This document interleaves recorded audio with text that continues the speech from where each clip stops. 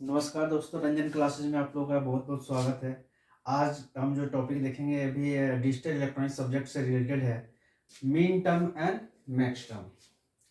ठीक है, तो मीन, अब इसके पहले हमने डिस्कस किया था एसओपी एंड पीओएस, देन हम आज कर रहे हैं mean term and max term. तो जो लोगों को थोड़ा बहुत भी अगर कन्फ्यूजन हो तो मीन टर्म पीओएस और एसओपी वाला वीडियो जरूर देखेंगे, उसके बाद ये और आसानी से समझ में आएगा आपको। ठीक है, तो बात करते हैं मेन टर्म का। तो मेन टर्म क्या बेसिकली क्या होता है कि a product terms containing all the n variables of the function in either complemented or uncomplemented form is called min terms. यानी कोई भी डिजिटल एक्सप्रेशन आप लिख रहे हैं, ठीक है, तो मान लीजिए 2 वेरिएबल है, 3 वेरिएबल है, तो उसके जितने सारे टर्म्स हैं, जितने भी वेरिएबल्स है, कोई भी टर्म्स सारे वेरिएबल्स से बना हुआ है, तो उस टर्म्स को क्या बोलेंगे? Main terms. जनरली किस फॉर्म में होना चाहिए? प्रोडक्ट, यानी एंड ऑपरेटर, एंड ऑपरेशन होना चाहिए। यानी अगर मान लीजिए ए और बी दो वेरिएबल्स हमने ले लिया, ए और बी आपके पास क्या है? दो वेरिएबल्स है। अगर कोई टर्म आपके पास है ए बी, तो क्या है? आपका एक मेन टर्म हो जाएगा। क्या हो जाएगा? Main terms. या चाहे अब हो जाएगा ए बी बार, ठीक है, मल्टीप्लाई के फॉर्म में, प्रोडक्ट के फॉर्म में। तो ये सारे के सारे क्या चीज को इंडिकेट कर रहे हैं? मेन टर्म्स को। अब देखिए मेन टर्म्स में थोड़ा आगे चलते हैं। क्या है? Each main terms can be obtain by the end operation of all the variables of the function. यानी ऑल द वेरिएबल्स, यानी 2 वेरिएबल है तो दोनों के दोनों वेरिएबल में ए बी एक्स वाई जो भी आप ले रहे हैं तो उनका प्रोडक्ट होना चाहिए, ना कि सिर्फ अगर 3 वेरिएबल से मान लीजिए सिर्फ ए बी लिखा हुआ मल्टीप्लाई में, 3 वेरिएबल की बात करें, ए बी सी है, मान लीजिए 3 वेरिएबल आपके पास ए बी सी है, और इसका हम मेन टर्म्स की बात करें तो मेन टर्म्स में सारे वेरिएबल ए बी सी तीनों होना चाहिए, चाहे कंप्लीमेंट के फॉर्म में अनकंप्लीमेंटेड में। अदरवाइज अगर मैं सिंपली लिख दूं ए टू बी, ए बी, तो ये इसका मेन टर्म नहीं होगा। ये किसका मेन टर्म है? 2 वेरिएबल्स का। तो इसका मतलब ये है सेकेंड लाइन का आपका, etch main term can B obtain bye and operation of all the variables of the function. Next, in the main terms a variables appear either in uncomplemented form or complemented form। अब देखिए अनकम्प्लीमेंटेड form में है तो it possesses the value of, possesses a value of 1। अगर main term में कोई, main term में अगर कोई भी वेरिएबल है जो अनकम्प्लीमेंटेड फॉर्म में, जैसे मैंने लिख दिया ए बी बार, ए आपका अनकम्प्लीमेंटेड है बट बी क्या है? कंप्लीमेंटेड टर्म्स में है। ये क्या है? मेन टर्म से 2 वेरिएबल की बात करें, ए का वैल्यू का अगर हम निकालेंगे क्या 1 होगा, बी कंप्लीमेंटेड फॉर्म में है। तो चलिए आया, ये कहने का मतलब ये है कि in the main terms variable appear either in complemented form और अनकम्प्लीमेंटेड फॉर्म। अगर कंप्लीमेंटेड फॉर्म में है तो अनकम्प्लीमेंटेड फॉर्म में है तो उसका वैल्यू क्या है? 1 होगा, और कंप्लीमेंटेड फॉर्म में है तो उसका वैल्यू क्या होगा? 0 होगा। जैसे हमने यहाँ, ये बी क्या है आपका? कंप्लीमेंटेड है, और ये क्या है? अनकम्प्लीमेंटेड है।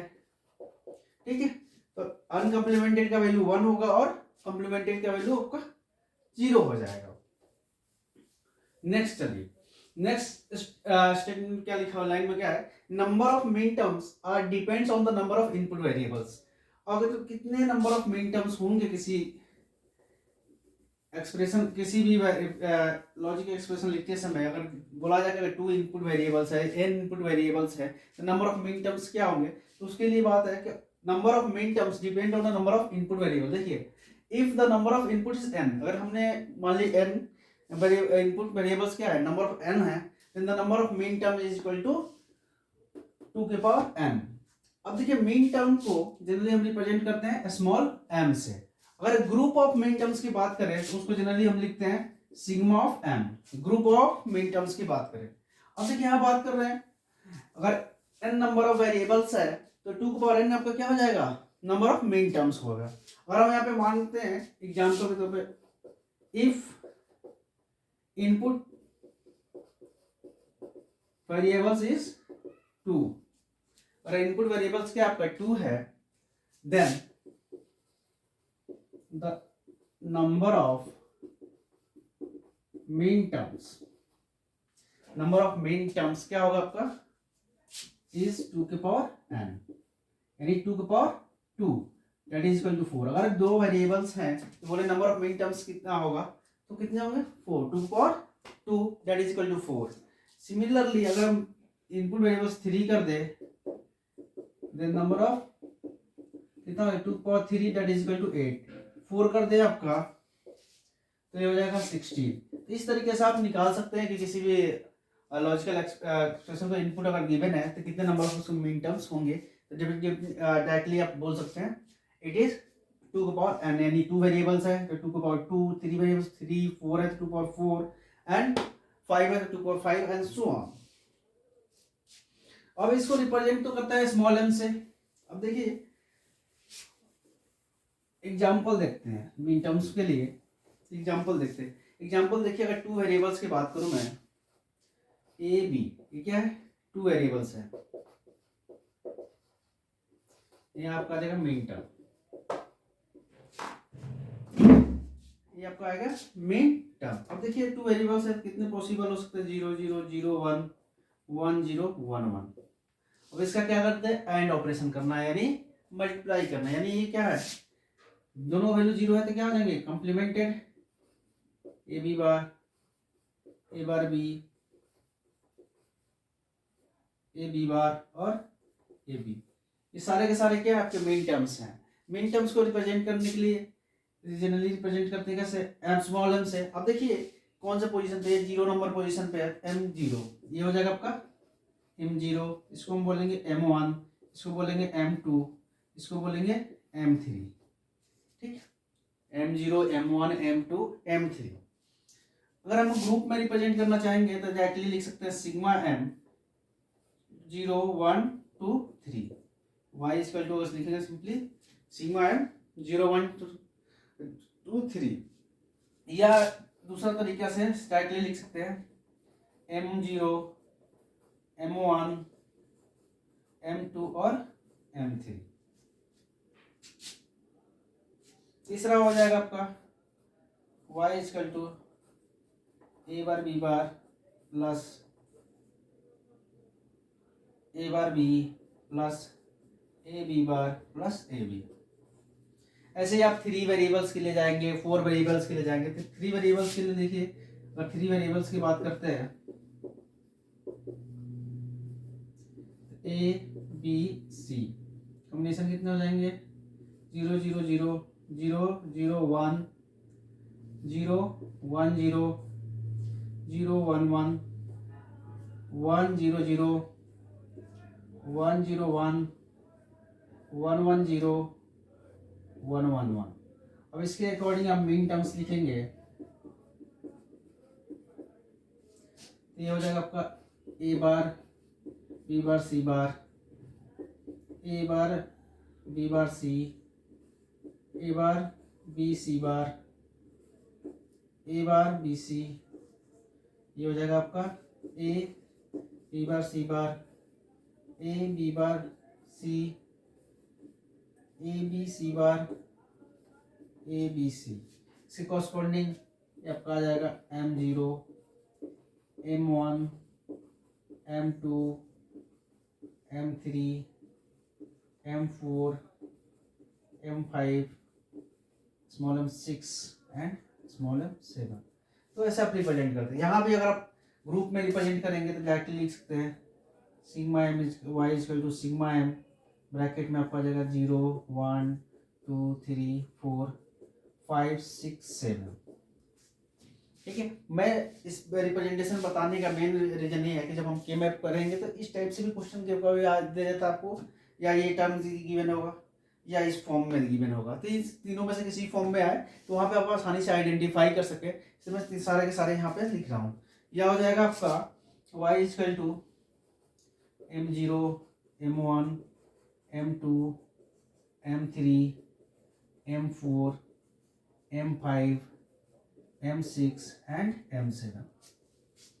या तीसरा फॉर्म हो जाएगा इसका, और कर लीजिए y equal to A bar B bar C bar plus A bar B bar C plus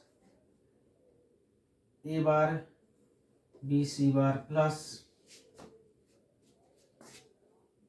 A बार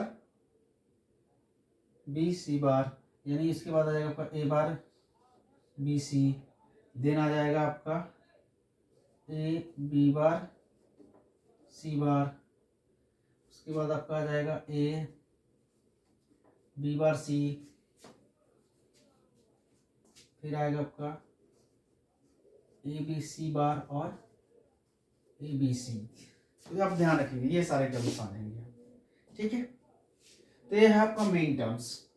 तो मेन टर्म्स में आपको कंफ्यूजन नहीं होगा। अब आप बात करते हैं मैक्स टर्म्स का। देखिए अब मैक्स टर्म की बात करेंगे। देखिए मैक्स टर्म में क्या है, a sum term containing all the n variables of the function either complemented or uncomplemented form is called max term. यहाँ भी यही था, बट यहाँ भी आपका डिफिनेशन सेम है कि ए सम ऑफ टर्म्स। यहाँ बस चेंजेस क्या हुआ है, यहाँ प्रोडक्ट है, यहाँ पे क्या आपका है सम है, बस बाकी सारे के सारे स्टेटमेंट कॉमन है यहाँ पे ऊपर वाले में। देखिए a sum terms containing all the n variables of the function in either complemented or uncomplemented form is called max terms. अब देखिए यहाँ पे क्या, each max term can be obtained by or operation. यहाँ क्या था आपका एंड ऑपरेशन, यहाँ पे क्या each max term can be obtained by or operation of all the variables of the functions. या एंड था यहाँ पे आपका और हो गया। अब नेक्स्ट आइए, in max term variable appears either in complemented form if it possesses the value of 0। यहाँ पे क्या था, अनकॉम्प्लीमेंटेड में था तो 1 था, और यहाँ पे अनकॉम्प्लीमेंटेड फॉर्म में होगा तो क्या होगा, वैल्यू आपका 0 होगा। और कॉम्प्लीमेंट इन corresponding combination और इन complemented form it contains the value of 1। और complemented में है यहाँ पे हो जाएगा वैल्यू 1, यहाँ पे क्या है complemented में 0, यहाँ पे uncomplimented वैल्यू 0 है, यहाँ पे uncomplimented वैल्यू क्या है 1 है। यहाँ हम एंड ऑपरेशन यूज कर रहे हैं, यहाँ पे यूज कर रहे हैं और ऑपरेशन।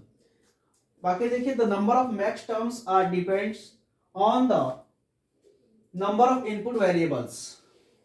यानी यहाँ भी मैक्स टर्म जो डिपेंड किस पे कर रहा है, नंबर ऑफ इनपुट वेरिएबल्स पे। अगर इनपुट वेरिएबल्स अगर मान लीजिए number of number of input variables is n, then the number of max term is equal to 2 की पावर n। यहाँ भी क्या था 2 की पावर n था, यहाँ भी क्या होगा 2 की पावर n।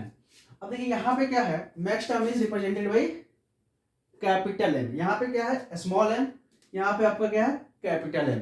और यहाँ पे भी ग्रुप ऑफ मैक्स टर्म की बात करें तो यहाँ पे हम रिप्रेजेंट करते हैं ग्रुप ऑफ मैक्स टर्म को पाई से। किससे रिप्रेजेंट करते हैं, पाई से। यहाँ सिग्मा एम से, यहाँ पे पाई से। तो आप लोग ध्यान रखेंगे इसका। अब देखिए यहाँ पे बात करें अगर 2 इनपुट वेरिएबल्स की बात करें हम, तो यहाँ पे भी क्या हो जाए 2 इनपुट वेरिएबल्स अगर हम बात करते हैं यहाँ पे 2 पावर 2, तो यानी 4 मैक्स टर्म हो जाएगा। 3 इनपुट वेरिएबल्स की बात करें तो 2 power 3 that is equal to 2 into 2 into 2 and 2 into 2 4 into 2 8। ऐसे ही हम 4 के बात करें 2 power 4 and 2 into 2 into 2 into 2 यानी 2 2 जा 4 2 जा 8 2 जा 16। ऐसे सिमिलरली आप 5 चले जाइए 6 चले जाइए एंड सो ऑन। यानी नंबर ऑफ यहाँ पे क्या mix term is depends on the number of input variables. और देखिए 2 input number of variable if the number of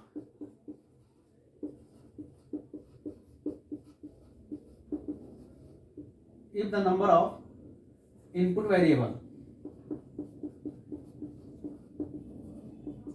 is 2, but 2 है, then the number of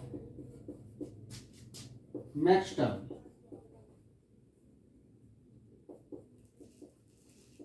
is 2 की power 2 that is equal to 4। अगर number of input variable आपका 2 है, ठीक है, number of input variable आपका क्या है 2 है, तो मैक्स टर्म क्या हो जाएगा 4। अगर नंबर ऑफ इनपुट वेरिएबल्स आपने यहाँ से चेंज कर दिया, यहाँ पे अगर 3 आ गया तो नंबर ऑफ मैक्स टर्म क्या हो जाएगा 2 पावर 3 इक्वल टू 8। 4 के लिए जाएंगे आप 16 एंड सो ऑन बढ़ते चले जाइए आप। तो 2 के रेस्पेक्ट में 2 पावर n के रेस्पेक्ट में बढ़ता चला जाएगा आपका, ठीक है। अब 2 इनपुट्स की बात करते हैं। अब देखिए ये माने हमने 2 इनपुट्स के लिए मैक्स टर्म लिखेंगे, ठीक है। ए बी 2 इनपुट्स हो गया आपके पास, 2 इनपुट हो गया। अब देखिए यहाँ पे हम मैक्स टर्म पहले यहाँ पे लेके क्या ले रहे थे मीन टर्म, यहाँ पे हमारे पास आ जाएगा मैक्स टर्म कॉम्बिनेशन 0 0 0 1 1 0 एंड 1 1। अब देखिए यहाँ पे अनकम्प्लीमेंटेड जो है वो किसको रिप्रेजेंट कर रहा है, लॉजिक 1 को, और लॉजिक 0 को, और जो कॉम्प्लीमेंटेड है वो रिप्रेजेंट कर रहा है लॉजिक 1 को। जस्ट इसका अपोजिट है, यहाँ पे जो अनकम्प्लीमेंटेड है वो लॉजिक 1 को रिप्रेजेंट कर रहा है और कॉम्प्लीमेंटेड है वो 0 को। यहाँ पे क्या है, जो कॉम्प्लीमेंटेड है वो 0 को रिप्रेजेंट, जो कॉम्प्लीमेंटेड है वो 1 को रिप्रेजेंट कर रहा है, जो कॉम्प्लीमेंटेड नहीं है वो 0 को रिप्रेजेंट कर रहा है। यानी यहाँ पे जो मैक्सिमम, अब यहाँ पे कौन सा ऑपरेशन यूज होगा, यहाँ पे हमने क्या यूज किया था, एंड ऑपरेशन, क्योंकि मल्टीप्लाई कर रहे हैं। अब यहाँ पे कौन सा ऑपरेशन यूज होगा, और ऑपरेशन। क्या होगा, और ऑपरेशन, यानी प्लस, यानी सम का यूज करेंगे। तो ये क्या है, ए का वैल्यू क्या रिप्रेजेंट कर रहा है, 0, तो ये क्या हो जाएगा आपका 0 है, यानी अनकम्प्लीमेंटेड फॉर्म में है, तो ए भी 0 है, तो किसको रिप्रेजेंट कर रहा है, अनकम्प्लीमेंटेड फॉर्म, तो ये हो जाएगा ए प्लस बी। तो ऐसा वैल्यू देख के कॉम्प्लीमेंटेड और अनकम्प्लीमेंटेड के रेस्पेक्ट में एक्सप्रेशन है। अब देखिए यहाँ पे 0 है, अनकम्प्लीमेंटेड आ जाएगा ये, यहाँ बी का वैल्यू 1 है तो कॉम्प्लीमेंटेड आ गया आपका। सिमिलरली इसके लिए जाएंगे तो ये 1 है तो कॉम्प्लीमेंटेड आ गया, 0 है तो ये अनकम्प्लीमेंटेड आ गया, और यहाँ पे आपका दोनों 1 है तो दोनों को दोनों ही कॉम्प्लीमेंटेड फॉर्म में आ गए, दोनों को दोनों किस में आ गए, कॉम्प्लीमेंटेड फॉर्म में, यानी ए बार प्लस बी बार। अब देखिए इसके रेस्पेक्टिवली आपका हो जाएगा m0, m1, m2 and m3। ठीक है, यहाँ पे मैक्सटर्म को रिप्रेजेंट करते हैं तो y इक्वल टू आपका सिंपली आएगा पाई ऑफ 0, 1, 2, 3। ठीक है, या आपका आ जाएगा y equal to a plus B, a plus B bar, a bar plus B plus into a bar plus B bar. तो ये आपका है सॉरी मैक्स टर्म। तो आशा, अब देखिए 2 वेरिएबल्स के लिए आपने लिख लिया, ऐसे ही आप 3 वेरिएबल्स के लिए लिखेंगे, 3 वेरिएबल्स ए बी सी, यहाँ पे आपका आ जाएगा मैक्स टर्म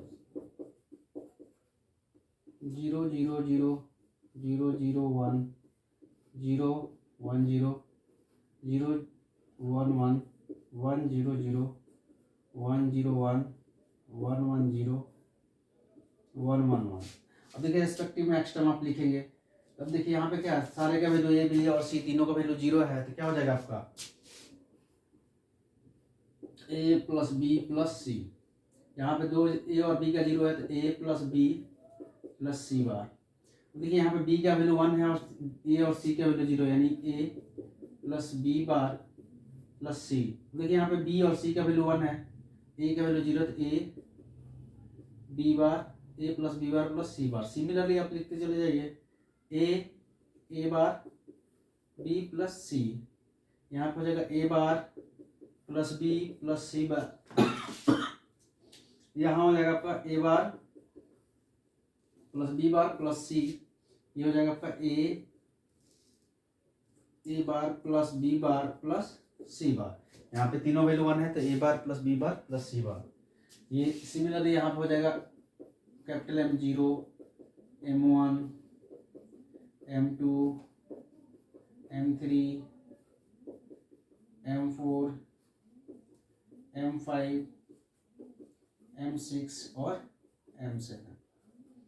अगर आपको एक्सप्रेशन के फॉर्म में रिप्रेजेंट करना है, यानी y इक्वल टू आ जाएगा आपका पाई ऑफ 0, 1, 2, 3, 4, 5, 6 और 7। ठीक है, या डायरेक्टली आपका आ जाएगा y equal to A plus B plus C into A plus B plus C bar plus A plus into में हो जाएगा A plus B bar plus C into में again A plus B bar plus C bar into A bar B plus C into A bar B plus C bar into